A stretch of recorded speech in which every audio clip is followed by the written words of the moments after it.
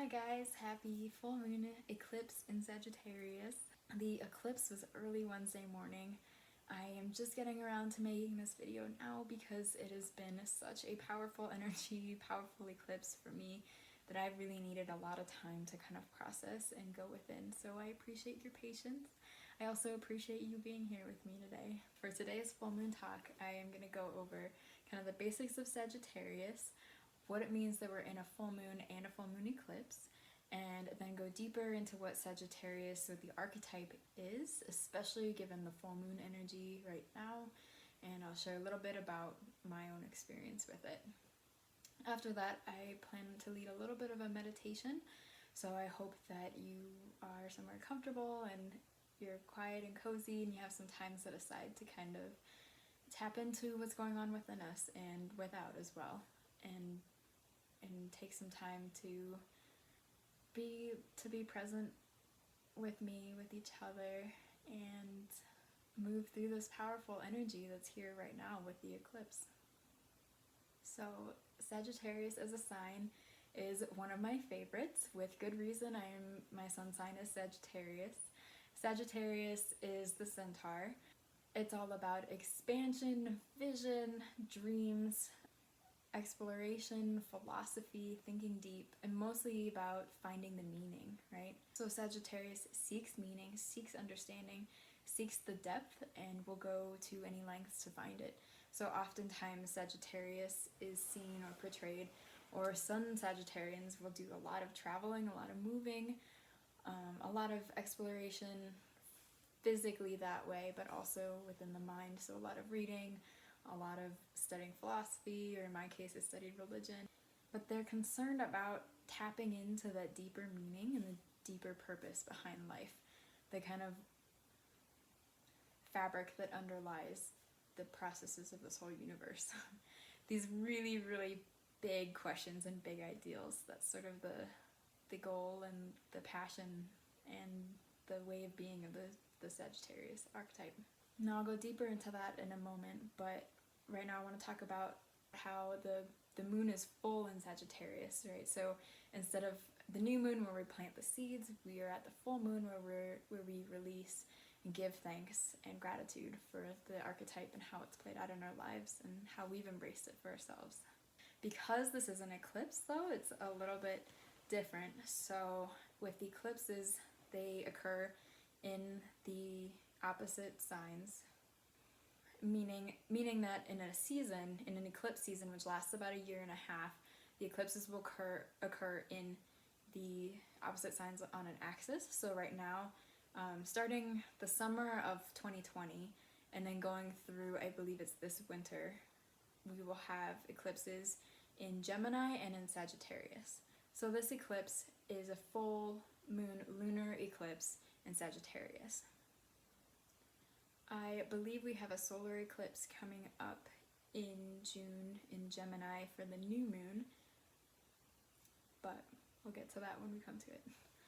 So because eclipses occur in this sort of year and a half cycle, and they occur on the opposite sides of the axes, it rotates every 9 years. So 9 years ago, we were going through a year and a half period of Gemini and Sagittarius eclipses. And then if you want to get really technical with it, from what I understand, they occur in the same or around the same degrees of each sign in about a 19-year cycle. So they occurred in these kind of earlier degrees of Gemini and Sagittarius 19 years ago. So we're seeing kind of the end of that 19-year cycle, but we are also seeing the end of this 9-year cycle because the eclipses occurred in Gemini and Sagittarius 9 years ago. So that's a lot of big stuff that we're looking at. And the eclipses, because they occur in this way, we are going to look at this full moon not so much as the culmination of the new moon 6 months ago, but as these kind of portals from 9 and 19 years ago. So these eclipse cycles kind of act as portals that shoot us from one phase of our lives to the next, into this next stage of growth.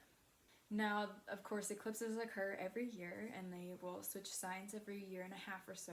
So when we talk about these portals, we're looking at the elements of those signs.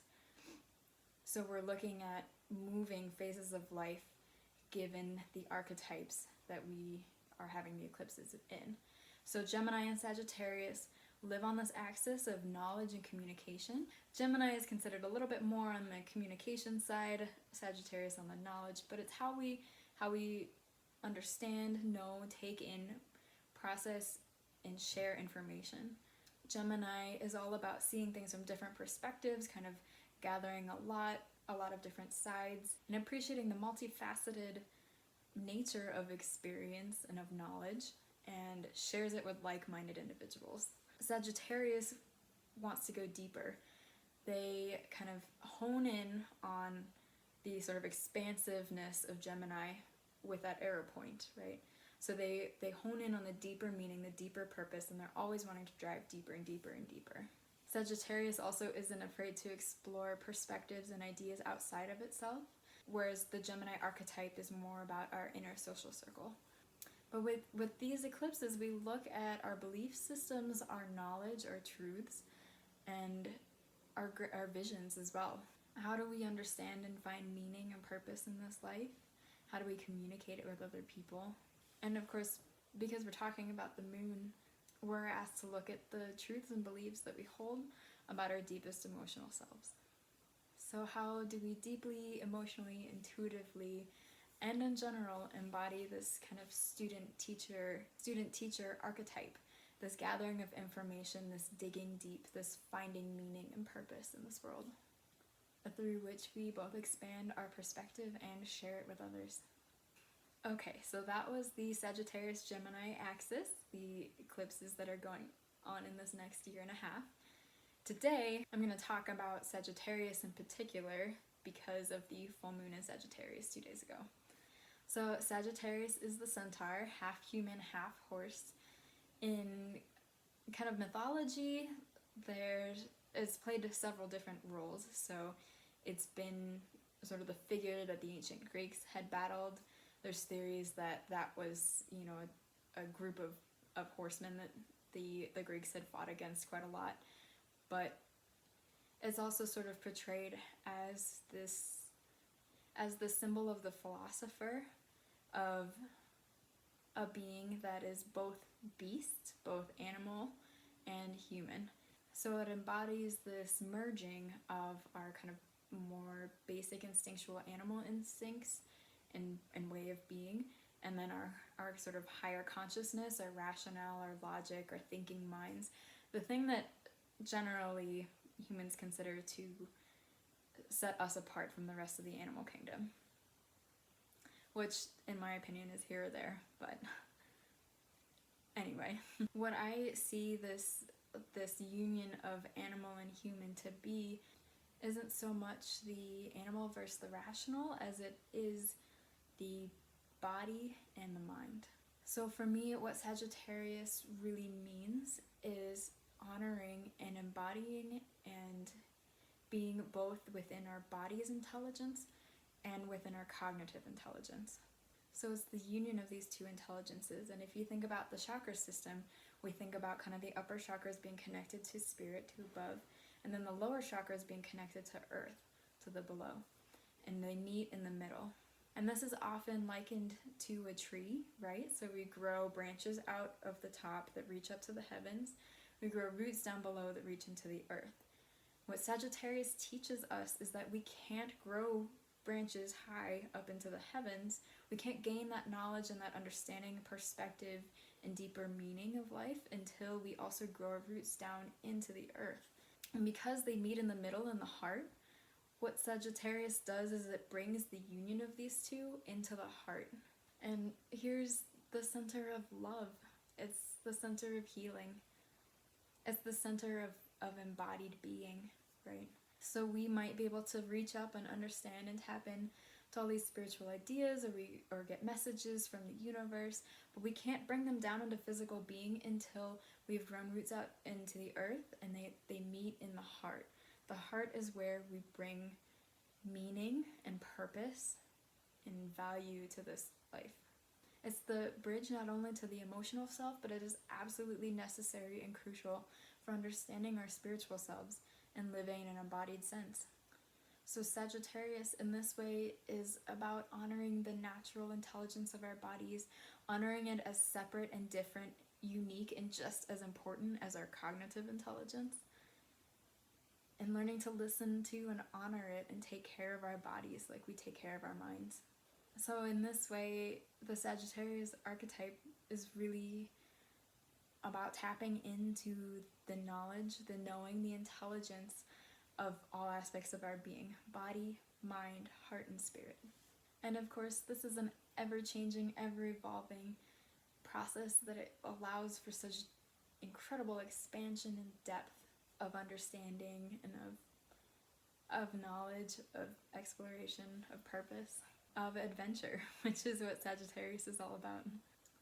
A couple of years ago, I was meditating at the end of a pretty intense yoga session, right? And yoga is great for bringing us both into our bodies and connecting, making that union between body and mind.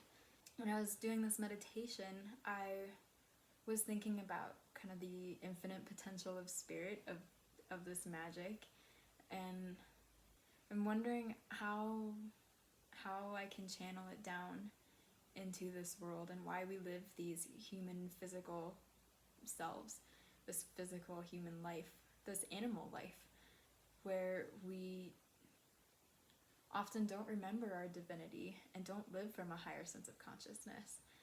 And what came to me was that I saw kind of ethereally the existence of spirit, but it didn't have any form or true meaning until it was channeled down through the body.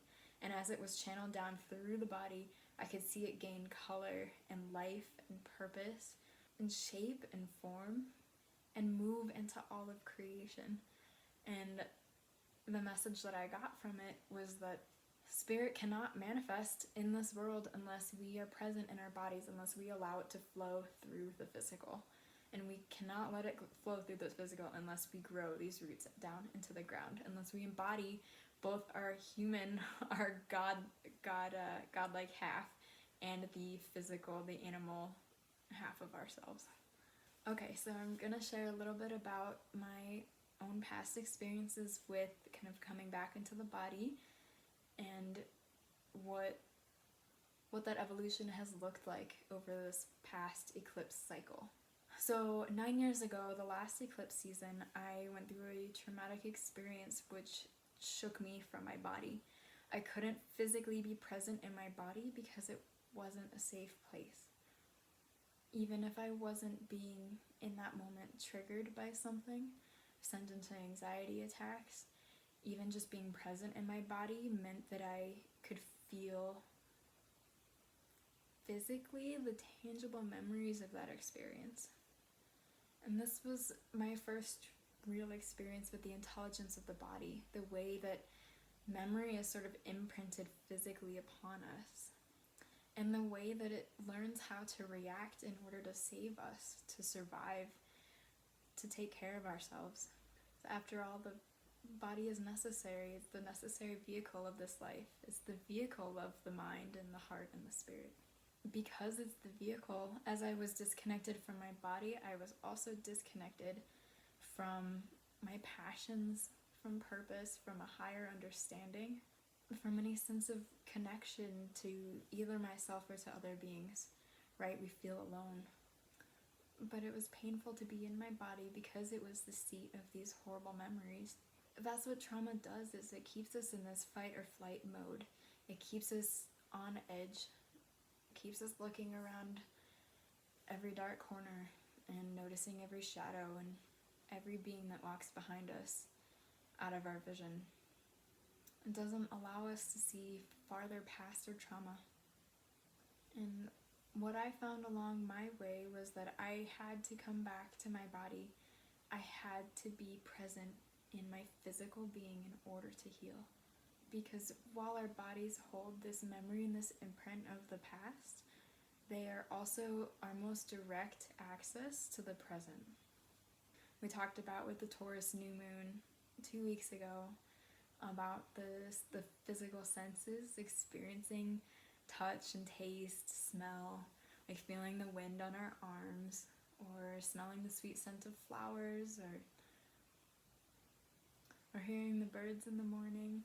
All of these things bring us into the present, right? Our senses. And they're the essential part of the body.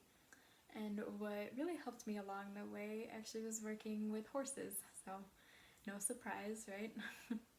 The centaur being half horse, half human. But horses help us to ground into not only our bodies, but in the present moment. And I will go into that more in the Sagittarius new moon. But what I found is that when I could ground myself within my body, then I could start to begin to trust myself as well. And this took 9 years to accomplish. But at the end of this cycle, I find myself grounded and present within my body, but also being able to trust myself in that way. Trust myself in a way that I can't when I'm kind of off in the ethers. My mind is going and going and going and going, and I'm not grounded in this present moment, in the bodily senses, or in the innate intelligence of this physical being, of an earth being, of understanding change, flux, but balance as well. Cycles and seasons, all of it is part of the body. Merging the body and the mind has been the greatest gift that I have ever received, because my body, even though it keeps me present, it also is the one that reacts instinctually when it senses danger. So if I physically sense or perceive danger, it will take me into that fight or flight mode, and I don't know that that will ever change. But what I have come to know is that it's an intelligence of its own, and it is something to be grateful for because it has kept me alive. It has been looking out for my survival. And in merging the body and the mind, I gain an awareness of it. So I can notice when it happens. I can notice when I am triggered, when I am pushed to that fight or flight state. I can love it and honor it. And then I can choose also with the intelligence of my mind how I want to react, how I want to move forward, how I understand in an embodied way the situation, my healing, and I can move from love. So I just want to say that if you're watching this and you've experienced trauma as well, that there's no linear and there's no set path for healing, and that my experiences and my path to healing might not be yours. And the truths that I've found that hold true to myself, the ones that give me strength and that have provided me healing, might not be the ones that hold true for you, that give you healing and understanding. I simply mean to share the process that's worked for me and the gifts of the Sagittarian archetype within myself, the merging of body and mind, and the connecting in the heart, where healing for me is where it takes place. No matter where you are on this path, I urge you to be gentle and kind to yourself, and above all patient, because these portals, again, they last for a year and a half, and it's no small energy. So the best things to do in these moments is to take our time and be kind and gentle with ourselves and move softly. I also just want to acknowledge that in this day and age, in this culture, it can be really, really hard to access what our bodies are telling us, what our body's natural intelligence really is, because a lot of things keep us from our natural rhythms and our natural cycles, and therefore also the messages that we get of health and of wholesome needs that the body has. So, for example, I think this is really obvious in our diet, the way that we consume addictive substances like sugar, that in excess disrupt the natural communication systems within our body and impact our minds in ways that we crave things that aren't good for us, right? So we feel our body is asking for or telling us that it needs something in particular, when really it's an outside influence that is jamming up those signals.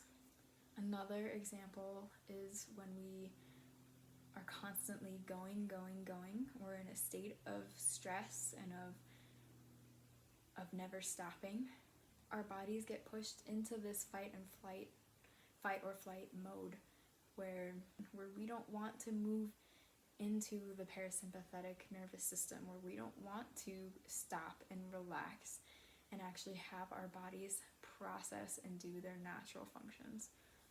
I've heard from many people who have told me that, when they're in their car, they have to listen to music, or they have to have the TV going or something. They need to be talking to somebody, some sort of external stimulation, because they are so afraid of sitting in silence, of hearing themselves and their own voice. But that voice that we're scared of, that's the one that Sagittarius wants to listen to. That's the one that the Centaur is a student of and a teacher for. It's where we gain the knowledge about ourselves and who we are, our belief systems, what we tell ourselves, the cycles that we might be stuck in. Going into that, sitting with it, listening to it, understanding and becoming aware of all of it is how Sagittarius goes deep, is how it finds that deeper meaning and purpose and understands what is truly going on, not only within ourselves, but in how it's reflected in the world around us as well. And we cannot get in touch with that inner fire, those big visions, the drive for exploration and for expansion that Sagittarius has, until we are sitting still with ourselves and we know what it is that we want deeply, that we dream of in such a huge way. So this eclipse is here to help us shift that, help us close the chapter on the last phase of our lives, those beliefs that we had then, those visions that we held, and propel us into the next. So with all of this in mind, the eclipse that was early Wednesday morning is asking us if we can become aware of and make a little bit of space to understand, acknowledge, and then perhaps even surrender old beliefs that we've had, that we've carried through this last phase of life. So we're at a point where we're sort of reckoning, we're sort of bringing up for judgment, not in a condemning way, but in a way where we can understand, we can see before us and understand and parcel out what it is that we want to bring with us into this next phase, and what it is that we want to sort of surrender and let go of as we enter this next phase. So now is the time to ask if we are growing our roots as deep as we are trying to grow our branches tall. If not, how can we grow these roots deeper? How can we sit and ground within our bodies? Because that way, knowing that as we grow deeper and broader and wider roots, we can grow bigger and farther reaching branches. We can dream a lot bigger, we can envision, we can expand. So as we move up to these branches and we're asking where our visions and our beliefs lie, we want to get curious about what beliefs about our self-knowledge and our self-trust do we have that maybe no longer serve us anymore. Of course, given the full moon, we celebrate these too. We understand how they served us in this past chapter. We honor them for the strength and the motivation, or perhaps the structure and the direction that they've provided us for this last chapter of life. So we thank them, hold them, love them, and then release. We release if they no longer serve us. So I'll give the example. In my last phase of life, the belief that I held for a long time was that I wasn't safe in my body. And this belief has helped me survive. Like I said, it has helped me to stay aware of danger. It has helped me to not trust where I needed to, and has provided me a sense of safety in a strange kind of way. And as I move through this cycle, as I began that healing process, what I desperately wanted to believe is that I am safe in my body. But as I come to the end of this cycle, I find more and more that that's not the belief that I tell myself. That the belief instead that I tell myself is that any hurt that comes to me can be healed. And that belief has been so much more empowering than the belief that I am safe in my body. Because as somebody who's been through trauma, I don't know that that's ever something I will believe. I also don't know that the belief that I am safe in my body is what serves me best at this point in my life. And that what serves me more is believing, trusting, and knowing that I have the knowledge, I have the understanding, and the perspective I need in order to heal whatever comes. And I can trust in that. Of course, as I sat in the light of this full moon, what came up to me is if I can give even this belief a little bit of space, a little bit of room so that I can see it and gain perspective and understanding, and just question if even this is the belief that serves me the best. Maybe there's something that serves me even better out there than the belief that everything that comes to me can be healed. Maybe I have a bigger belief that is coming that serves a higher purpose, that allows me to continue to expand and continue to go deep and continue to adventure and find meaning and go deeper and deeper and deeper, like my Sagittarian energy wants to all the time. So I shared a lot of what happened to me 9 years ago, this last set of eclipses in Sagittarius and Gemini. But what I can also see looking back on all of it is that it was a continuation of the 19-year cycle. So it's a long stretch, a long span of time to look over. But I invite you to take some time and think about what was going on 9 years ago, this last cycle. And especially, what were your beliefs? What was your knowledge? How did you feel that you knew enough? Or how did you doubt that you knew enough? Oftentimes our worth is tied up in how much we feel we know and we understand. So maybe where we didn't feel worthy, and those patterns that might have continued from 9 years ago, but also 19. Okay, so I encourage you now, if you have the time, to pause this video and really spend some time kind of thinking and reflecting before we move on into the meditation that I am about to lead.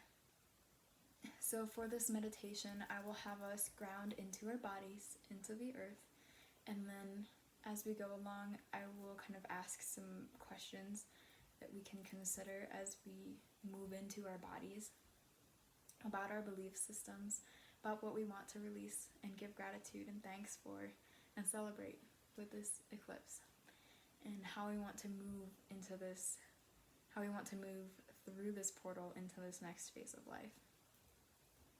As we meditate, I will ring the bell to start and stop, and I just invite you to breathe deeply with whatever comes and to stay open. Okay, so find a nice, comfortable seated position. Close our eyes. Take a deep breath in through the nose. Hold for a moment, and then release through our mouths with a sigh.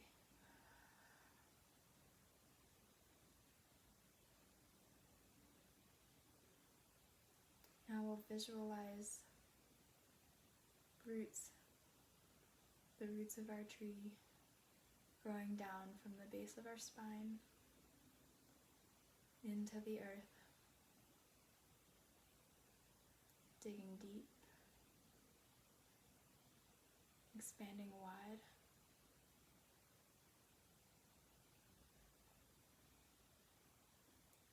pushing through dirt, curling around rock, anchoring us into this world, into the earth, into our bodies, into our breath. We'll take another breath in through our nose, hold for a moment, and release their mouths.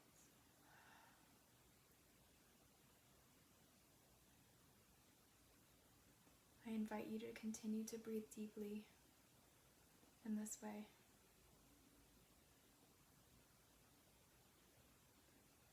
Till we notice ourselves becoming more present.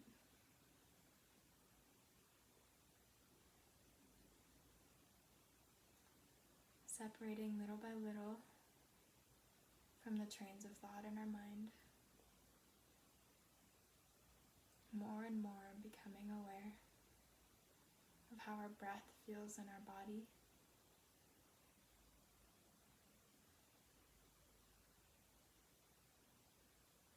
The air in our lungs. The rise and fall of our stomachs.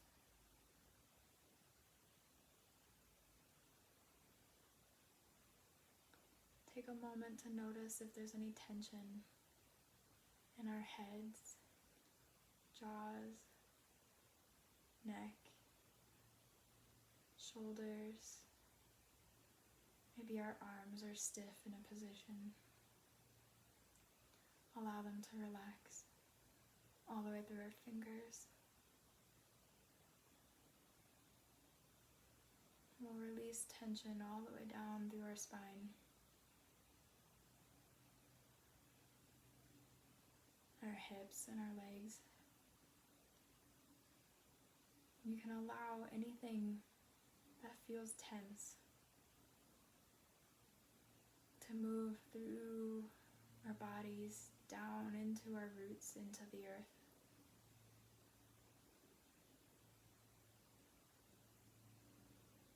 The earth is here to support us, and she can carry our burden.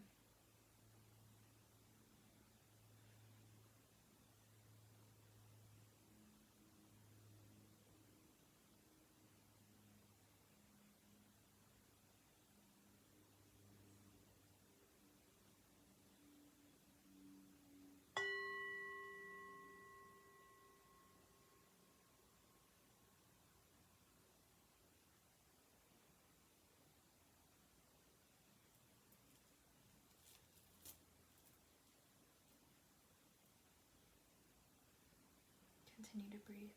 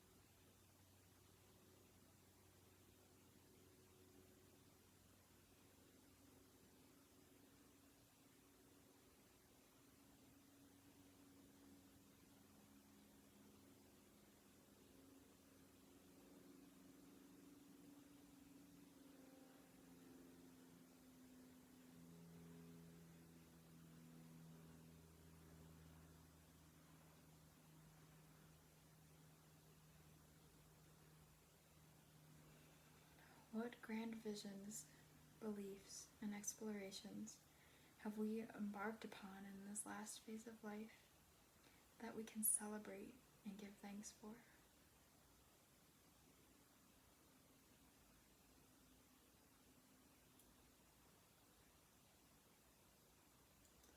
Allow them to fill you up. See how they've grown, given you strength, served you.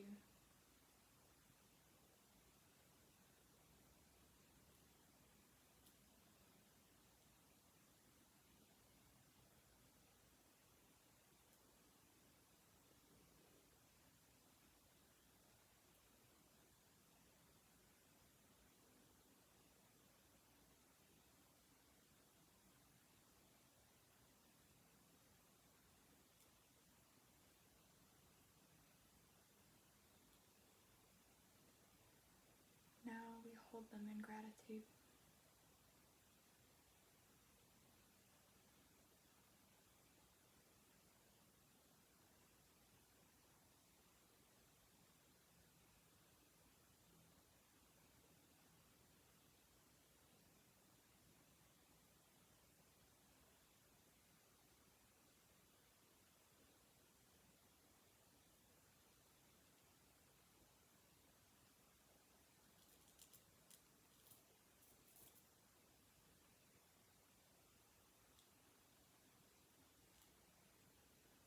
Which visions, dreams, and beliefs we once thought were true for us no longer hold as much meaning, no longer inspire us, or could serve to limit us.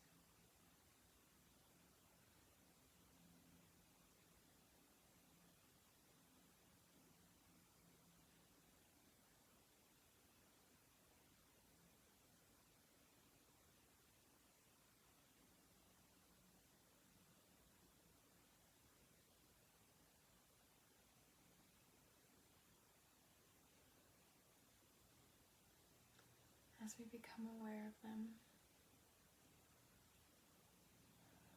do our best to hold them in love, not to judge, not to feel shame, and simply to be aware, simply to understand, and hold ourselves with compassion.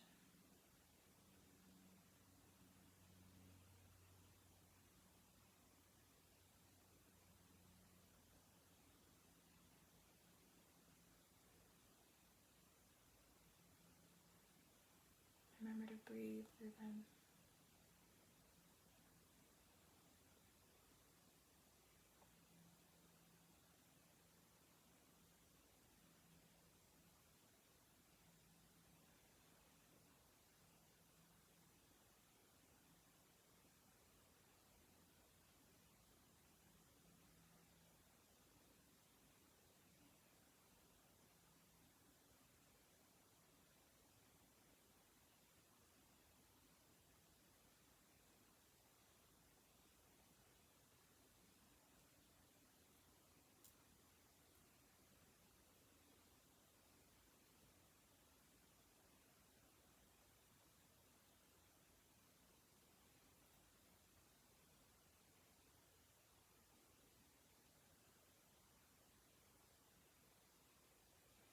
Can we feel space opening in our bodies for these dreams, visions, and beliefs to shift? Perhaps we don't fully let go yet. Perhaps we simply allow for space and room in order to see them in a new light, from this new perspective.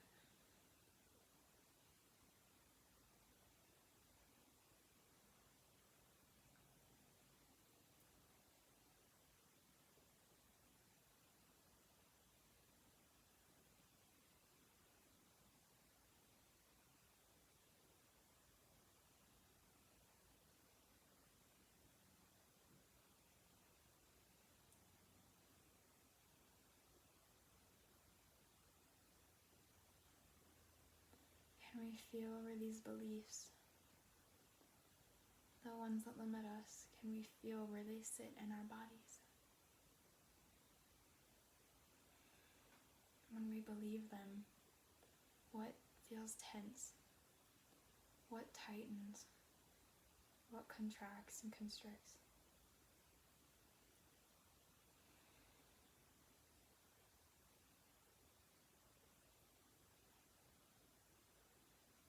And can we breathe through them? We bring our breath directly to those spaces.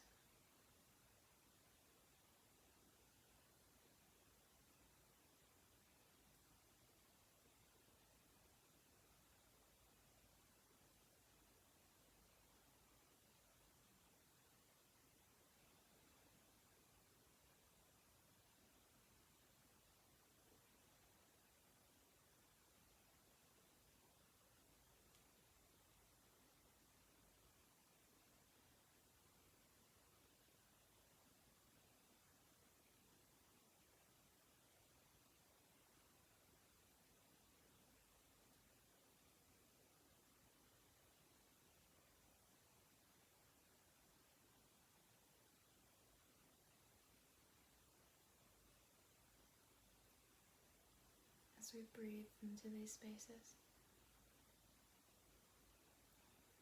we can feel these loosen, these old beliefs. Maybe with our breath, we can move them and release them down through our spine and into the earth.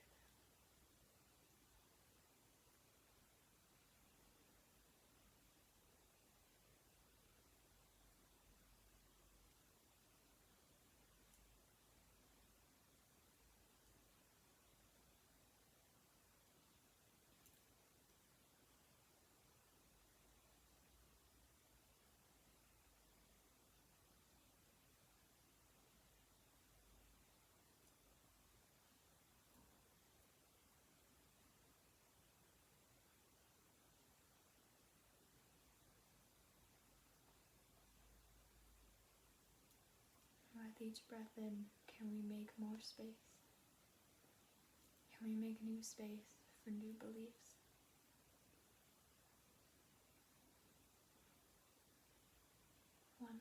Ones that serve us better in this next phase of life.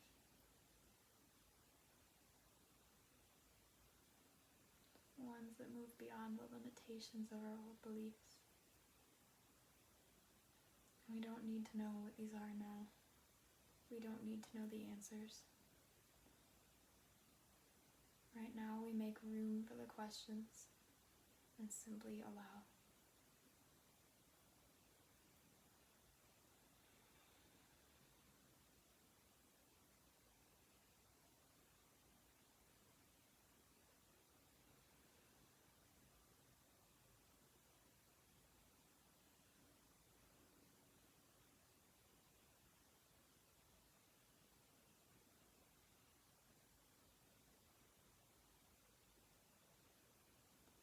We'll take 3 big cleansing breaths in.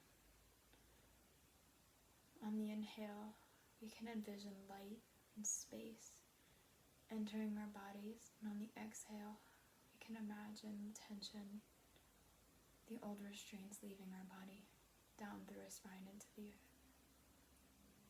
So we'll breathe in, hold, exhale, release. In,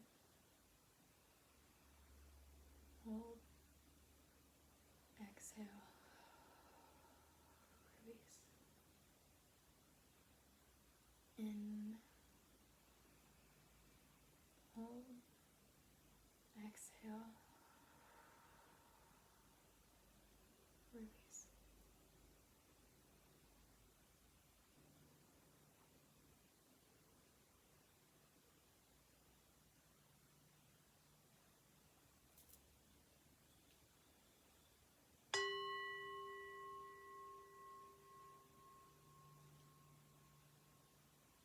As you feel ready, you may open your eyes or bring hands to heart center.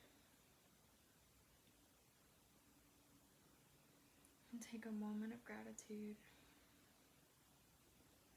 for giving ourselves this time and space today. For seeking the help of this moon in shifting the energies, the old beliefs within us, and allowing space for the new.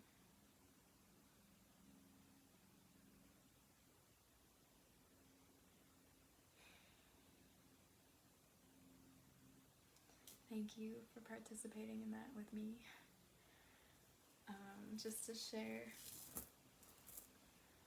towards the end, I saw myself putting down my sword, as if I've been fighting myself, and now I'm being asked to stop fighting. One of the beliefs that's come to me that I realize I still hold on to is that I believe that I don't know enough, that I'm not wise enough, I'm not knowledgeable enough, experienced enough, trained enough to be doing these videos, to be sharing with the world, to be putting myself out there, to be an agent of change and of healing. And what's come to me is that I can trust in myself, but in my own experiences too, to trust the change that I've made in my life, the healing that I've gone through, that I've created. So if something came up for you, something inspired you, or something moved you about this meditation, and you want to share it, I would love if you let me know. You can send me a message or leave a comment, but no pressure. This is an internal process and can be a very vulnerable and private one as well. But I hope that you got something from it, that it felt clearing. Well, thank you so much for joining me today. I hope that this has been helpful or interesting or enlightening, or hopefully a little bit of all three. I appreciate so much that you take the time to be with me and to participate in community with me. This process of going deep within ourselves, understanding who we are, and finding love and healing.